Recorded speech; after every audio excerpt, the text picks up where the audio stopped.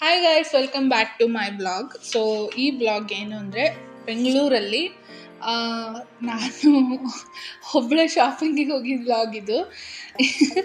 ಏನು ವಿಚಿತ್ರ ಅಲ್ಲ, ಏನಪ್ಪ ಈ ಹುಡುಗಿ ಬರೀ ಎಲ್ಲಾದ್ರೂ ವ್ಲಾಗ್ ಮಾಡಿ ಹಾಕ್ತಾಳೆ ಅಂತ ಅಂದ್ಕೊಳ್ಳೋದು. ಬಸ್ಟಿಲ್ಲ, ಬೆಂಗಳೂರಲ್ಲಿ ಒಬ್ಬರೇ ಶಾಪಿಂಗಿಗೆ ಹೋಗ್ತಾರೆ ಅಂದರೆ ಅದೇನು ಸಾಮಾನ್ಯ ವಿಚಾರನ.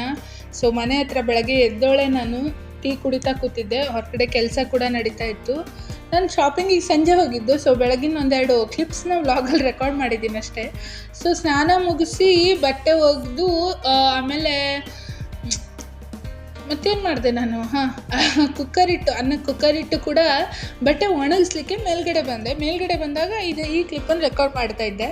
ಸೊ ಬಿಲ್ಡಿಂಗ್ಗಳು ನೋಡ್ತಾ ಇದ್ದೆ, ಅದೇ ಬಿಲ್ಡಿಂಗ್ ಬಗ್ಗೆನೇ ಹೇಳ್ತಾ ಇದ್ದೀನಿ ಆ ಬ್ಲಾಗಲ್ಲಿ. ಇಲ್ಲೊಂದು ಬಿಲ್ಡಿಂಗ್ ಉಂಟು. ಆ ಬಿಲ್ಡಿಂಗ್ನ ಆ್ಯಕ್ಚುಲಿ ನಾನು ಎದುರಿಗೆ ನೋಡಿದೆ, ಗೊತ್ತಾ, ಬೈಕಲ್ಲೆಲ್ಲ ಹೋಗೋ ಟೈಮಿಗೆ ನೋಡಿದೆ. ಸೊ ಸಂಜೆ ನಾನು ಹೇಳ್ದಂಗೆ ಸಂಜೆ ಶಾಪಿಂಗಿಗೆ ಹೋಗಿದ್ದಕ್ಕೆ ಸಂಜೆ ಫಿಲ್ಟರ್ ಇಲ್ಲದೆ ಇರೋ ವಿಡಿಯೋ ಇದು ಫಿಲ್ಟರ್ ಇರೋ ವಿಡಿಯೋ ಇದು. ವಿಡಿಯೋ ನೋಡಿದ ಕೂಡಲೇ ಯಾರಿಗಾದರೂ ಗೊತ್ತಾಗುತ್ತೆ ಇದು ಶಾಪಿಂಗ್, ಇದು ಏನದು filter and with filter without filter videos ಅಂತ ಹೇಳಿ. ಸೊ ಒಬ್ಬಳೇ ಹೋಗಿದ್ದು. ಏನಪ್ಪ ಒಬ್ಬಳೇ ಹೋಗ್ತೀನಿ ಅಂತ ಹೇಳಿ ಗಾಡಿ ಮೇಲೆ ಹೋಗ್ತಿದ್ದೀನಿ ಅಂತ ಅನ್ಕೋಬೇಡಿ. ಆ್ಯಕ್ಚುಲಿ ಹೋಗಿದ್ದು ಒಬ್ಬಳೇ ನಾನು, ಗಾಡಿ ಮೇಲೆ ನಂಗೆ ಡ್ರಾಪ್ ಸಿಕ್ತು ಅಷ್ಟೇ. ಸೊ ನಾವು ಫಸ್ಟ್ ಹೋಗಿದ್ದು ನಮ್ಮ ಮನೆ ಹತ್ರನೇ ಇದ್ದ ಒಂದು ಚಿಕ್ಕ ಡಿ ಮಾರ್ಟಿಗೆ. ಮತ್ತೆ ಅಲ್ಲಿ ಹೋದ್ಮೇಲೆ ನನಗೆ ಗೊತ್ತಾಯಿತು, ಅಯ್ಯೋ ಇಲ್ಲೆಲ್ಲ ಕಿರಾಣಿ ಐಟಮ್ಸೇ ಇಲ್ಲ, ಹಾಗಾದರೆ ಅದನ್ನೆಲ್ಲಿಂದ ತೊಗೊಳ್ಳಿ ನಾನು, ಇಲ್ಲಿ ಬರೀ ಪ್ಲಾಸ್ಟಿಕ್ ಐಟಮ್ಸೇ ಇರೋದಕ್ಕೆ ನಾವೇನು ಮಾಡಿದೆ ಅಂದರೆ, ನಾನು ಹೋಗಿದ್ದೆ ಕತ್ರಗುಪ್ಪೆ ಹತ್ರ ಇರೋ ಸ್ಮಾರ್ಟ್ ಬಜಾರಿಗೆ. ಕತ್ರಗುಪ್ಪೆ ಅಂದರೆ ಯಾವ ಕತ್ರಗುಪ್ಪೆ ಅಂತ ಕೇಳೋಕೆ ಹೋಗ್ಬೇಡಿ, ಇದೇ ಸೃಜನ್ ಲೋಕೇಶ್ ಅವ್ರದ್ದು ಹೋಟೆಲ್ ಮತ್ತು ಮನೆ ಇದೆ ಅಲ್ಲ, ಆ ಏರಿಯಾ ಇದು.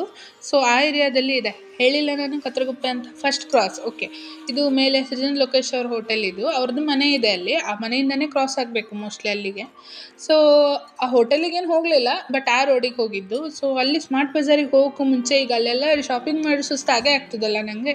ಸೊ ಪಕ್ಕದಲ್ಲಿ ಆ ಸ್ಮಾರ್ಟ್ ಬಜಾರ್ ಪಕ್ಕದಲ್ಲೇ 99 ವೆರೈಟಿ ದೋಸೆ ಸೆಂಟ್ರ್ ಅಂತ ಒಂದಿತ್ತು, ಅಲ್ಲಿಗೆ ಹೋದೆ. ಏನಪ್ಪ ದೋಸೆ ಸೆಂಟ್ರಿಗೆ ಹೋಗಿ ಕಟ್ಲೆಟ್ ನಿಂತಿದ್ದೀನಿ ಅಂದ್ಕೊಂಡ್ರೆ, ಹಾಗೇನಲ್ಲ, ಅರ್ಜೆಂಟಾಗಿ ಹೋಗೋದಿದ್ದಕ್ಕೆ ಆ ದೋಸೆ ಮಾಡಿ ಲೇಟ್ ಆಗುತ್ತೆ, ಕಟ್ಲೆಟ್ ಮಾಡ್ಲಿಕ್ಕೆ ಹೇಳಿದರು. ಕಟ್ಲೆಟ್ ತೊಗೊಳ್ವನ ಕೇಳಿದರು.